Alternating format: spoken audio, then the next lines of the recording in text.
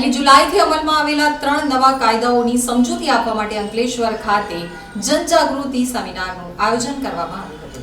અંકલેશ્વરની આરએમપીસી school ખાતે રાષ્ટ્રીય સેવા યોજના વિભાગ દ્વારા 1/7/2024 અમલમાં આવેલા નવા કાયદાઓની જોગવાઈ અંગેનું જનજાગૃતિ સેમિનાર યોજવામાં આવ્યો હતો। કેન્દ્ર સરકારે શનિવારે જાહેર કરેલા નોટિફિકેશન મુજબ દેશની ક્રિમિનલ ન્યાય વ્યવસ્થામાં જરૂરી ફેરફારને ધ્યાનમાં રાખતા 1 જુલાઈથી નવા કાયદા લાગુ થશે। આ 3 કાયદામાં ભારતીય ન્યાય સંહિતા, ભારતીય નાગરિક સુરક્ષા સહિત અને ભારતીય સાક્ષ્ય કાયદાનો સમાવેશ થાય છે। આ ત્રણેય કાયદા ગયા વર્ષે 21 ડિસેમ્બરે સંસદમાં પસાર થઈ ગયા હતા અને રાષ્ટ્રપતિ દ્રૌપદી મુર્મુએ 25 ડિસેમ્બરે આ કાયદા ઉપર હસ્તાક્ષર કરી તેમને મંજૂરી આપી હતી।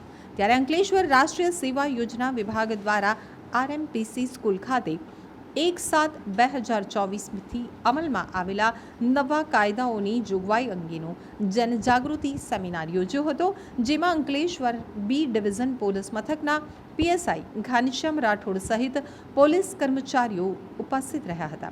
સ્કૂલના વિદ્યાર્થીઓ અને શિક્ષકોને પીએસઆઈ ઘનશ્યામ રાઠોડે નવા આવેલ વિવિધ કાયદાઓ વિશે ખૂબ જ ઉપયોગી માહિતી આપી હતી અને મહિલાઓ માટે અગત્યના કાયદાઓનું મહત્વ સમજાવ્યું હતું। Ignorance of the law is not the escape from the law.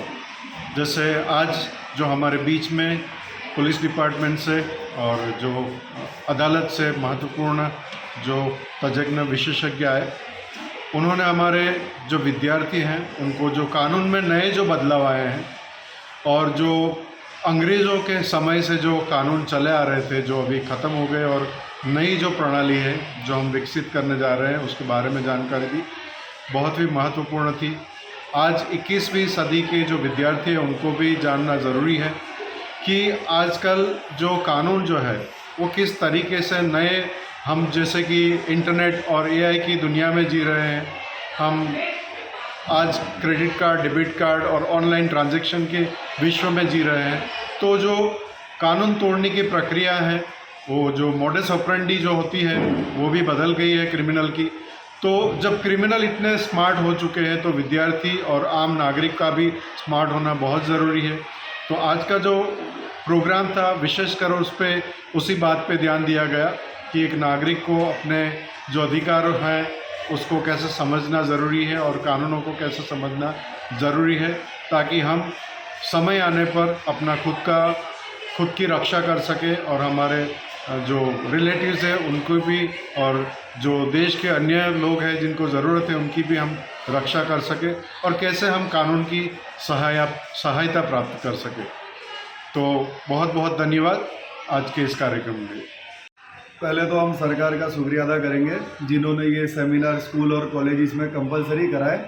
आज जो हमारे मेहमान थे उन्होंने 3 लॉ के बारे में बात की, जिसमें पहला था Indian penal code 1860, civil procedure code 1973 और इंडियन एविडेंस एक्ट 1872। जैसा कि आप जानते हो कि क्रिमिनल प्रोसीजर वो क्या बताता था कि कैसे प्रोसेस होती है, कोई भी क्राइम होता है तो उसके प्रोसेस बहुत लंबे लंबे थे, जो कि अभी नए एक्ट में उसको शॉर्टलिस्ट किया गया है। और आज जैसा बताया कि जैसे जैसे ज़माना बढ़ रहा है क्राइम भी बढ़ते जैसे कि साइबर क्राइम। तो पहले ऐसा था कि OTP शेयर मत करो, OTP से आपके साथ फ्रॉड हो जाते थे, ट्रांजैक्शन में फ्रॉड आ जाते थे। बट अभी वो कैसे एविडेंस में माना जाता है, जैसे सर ने बताया कि पहले एविडेंस में कि कोई रिकॉर्डिंग है तो उसको इतना इम्पोर्टेंस नहीं दिया जाता था।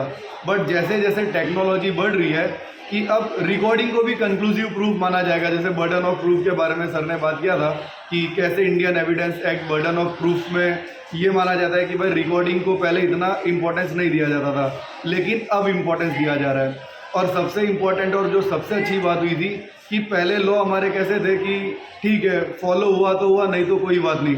लेकिन अभी बताया कि जैसे स्पेशली पेरेंट्स के बारे में उन्होंने बताया कि मोटर व्हीकल एक्ट जिसको चेंज किया गया अभी क्या है कि अगर कोई भी बच्चा 18 के नीचे हुआ और गाड़ी चलाते हुए पकड़ा गया तो डायरेक्ट 25,000 रुपीज़ का पेनल्टी है, वो भी डायरेक्ट पेरेंट्स के ऊपर।